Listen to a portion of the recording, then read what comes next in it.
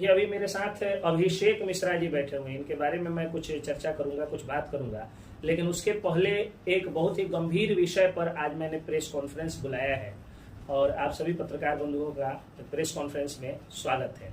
वैष्णो देवी यात्रियों पर 9 लोगों पर जो है वो मतलब उन लोगों पर जानलेवा हमला हुआ जिसमें 9 लोग जो है वो उनका निधन हो गया और 33 लोग घायल हो गए। उसके बाद दाऊदनगर थाना है, दाऊदनगर थाने में बालू माफियाओं ने दरोगा जी को ट्रैक्टर से कुचल दिया। तो ये 2 वारदातें हुई, लेकिन इलेक्ट्रॉनिक चैनल पर या अखबार पर, अखबारों ने भी प्रमुखता से नहीं छापा, कहीं कोने में किसी पेज में छाप दिया और इलेक्ट्रॉनिक चैनल ने भी इस पर कोई चर्चा नहीं की, कोई डिबेट नहीं किया, कुछ नहीं किया। कहने का मेरा मतलब ये है कि आप चाहे 9 हो चाहे 90 हो, आपकी जान जाए या आपका हाथ पैर टूटे, इलेक्ट्रॉनिक चैनलों को मतलब है तो सिर्फ और सिर्फ अनंत अंबानी, ये राधिका मर्चेंट, उर्फी जावेद के छोटे कपड़े, इन लोगों से इन लोगों को मतलब है। और अखबार विज्ञापन आधारित खबरें छाप रहे हैं। कॉमर्शियलाइजेशन का दौर है, व्यवसायीकरण का दौर है, ये उन लोगों का व्यवसाय है, अच्छी चीज है।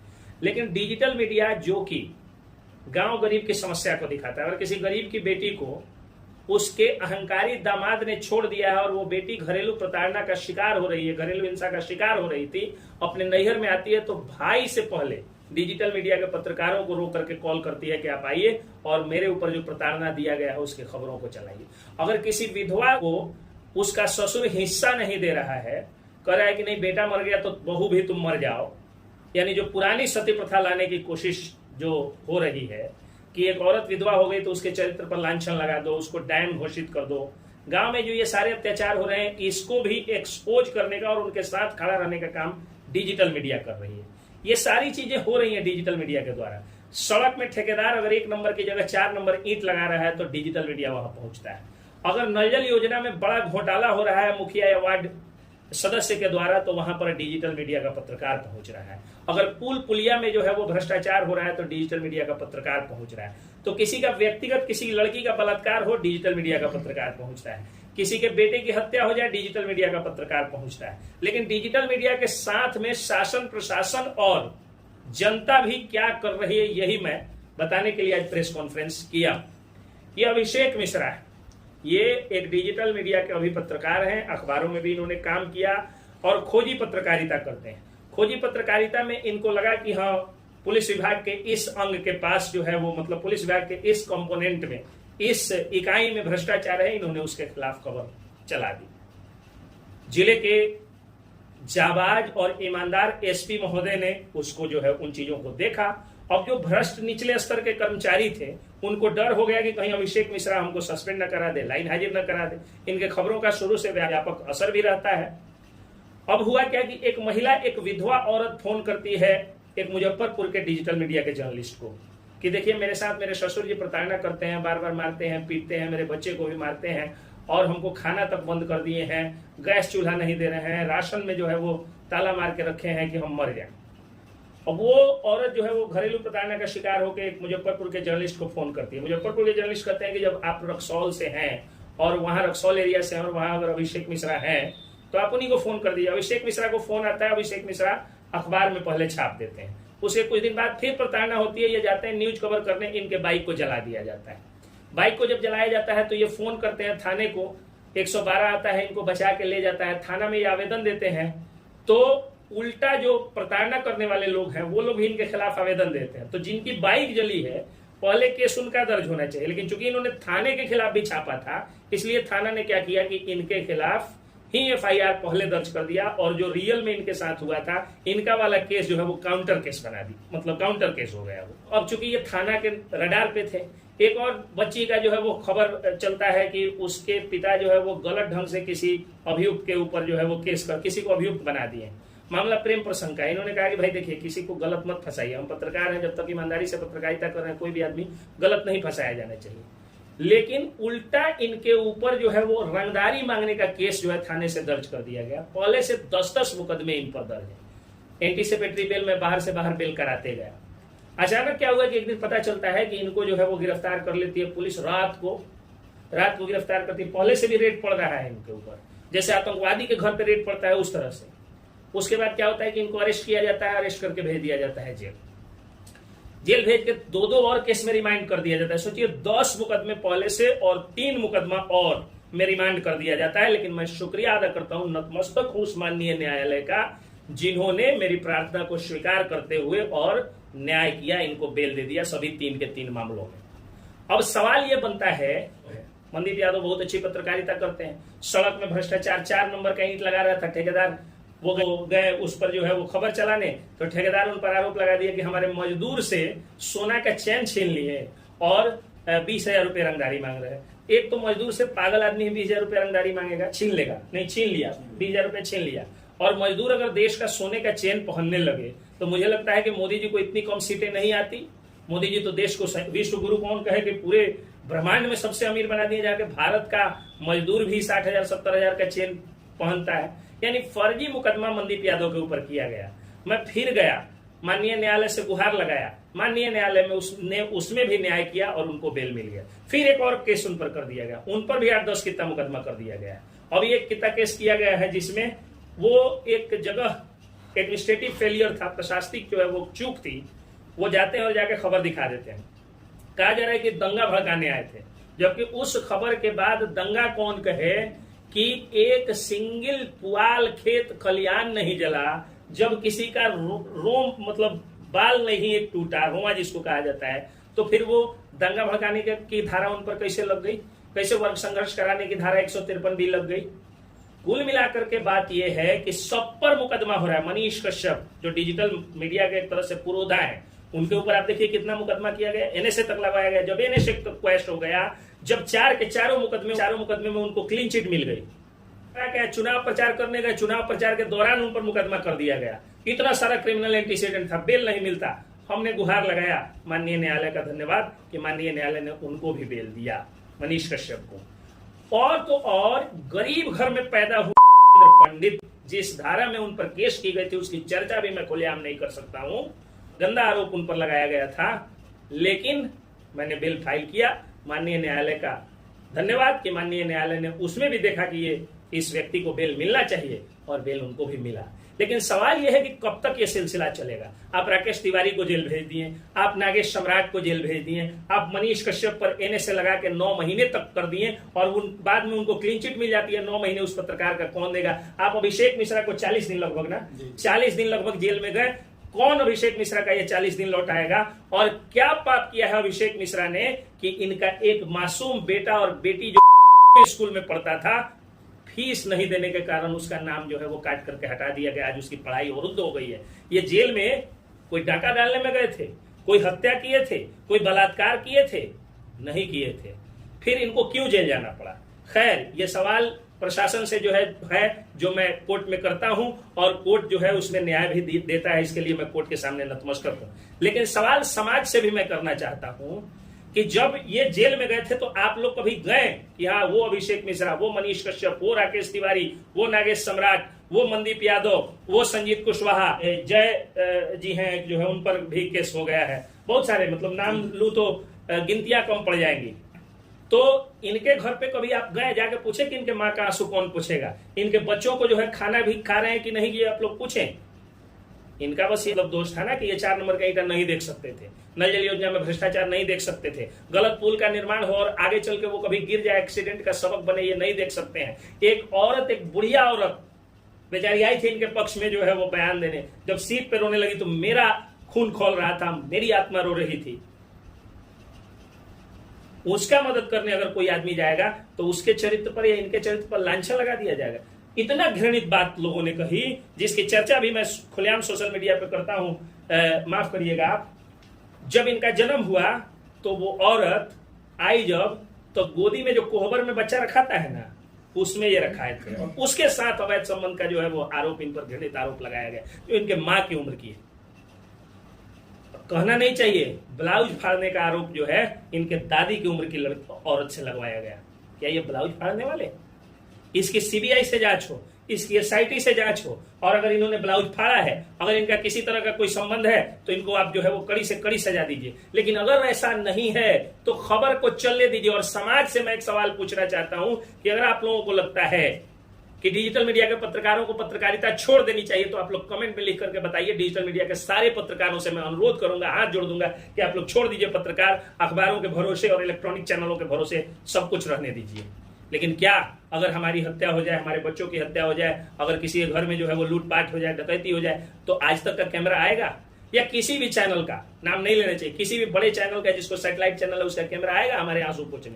नहीं आएगा। ये लोग जो है जीतन राम मांझी के रुमाल तक के खबर को बनाएंगे, उर्फी जावेद के छोटे कपड़े को खबर बना देंगे, ज्योति मौर्य के नाक के जो है वो पसीने को खबर बना देंगे, सीमा हैदर के कान के बाली को खबर बना देंगे, लेकिन अभिषेक मिश्रा के बच्चों का स्कूल छूटना इन लोगों के लिए खबर नहीं होगा। अगर ये खबर होगा तो सिर्फ और सिर्फ डिजिटल मीडिया के पत्रकारों के लिए खबर होगा। तो आज मैं चूंकि फाइनल इनका बेल करा करके आया हूं, हालांकि समय के अनुसार ये वीडियो नहीं है, कुछ दिन बाद मतलब डालेगा लोग, लेकिन जब मैं इनका बेल करा के आया और जब फाइनली ये निकल करके और मुझसे मिलने जाए तो मैं अपने को प्रेस के सामने ये बात कहने से नहीं रोक पाया। मेरा यही कहना है कि क्या दोष था इनके बूढ़े पिताजी का जो आकर के मेरे सीट पर रोते थे कि हमरा बउआ के निकाल दी, हमरा राम के निकाल दी। क्या दशरथ वियोग और राम वियोग जो है दशरथ को आज कलयुग में भी होगा? अरे रावण रहते मर जाते, हमको कोई मतलब नहीं था, जेल जाते कोई मतलब नहीं था, लेकिन जब निर्दोष को फंसाया जाएगा तो उसके साथ तो मैं खड़ा रहूंगा ना। तो समाज से मैं पूछना चाहता हूं, समाज मुझे इस बात का जवाब दे कि अभिषेक मिश्रा के बच्चों का स्कूल कैसे छूटा। समाज मुझे इस बात के लिए जवाब दे कि इनके पिताजी को क्यों जाके हाथ जोड़ी करनी पड़ी कि बेलर हमारा बन जाइए, बच्चा छूट रहा है। क्यों नहीं इनके घर पर जो है वो सैकड़ों की संख्या में लोग पहुंचे कि मैं भी बेलर बनूंगा, मैं भी बेलर बनूंगा और मैं अभिषेक मिश्रा का जमानतदार बनूंगा। क्यों अभिषेक मिश्रा को जो है इनके बच्चों की पढ़ाई का जिम्मा किसी प्राइवेट स्कूल ने नहीं उठाया? कहां मर गए वो समाज सेवी?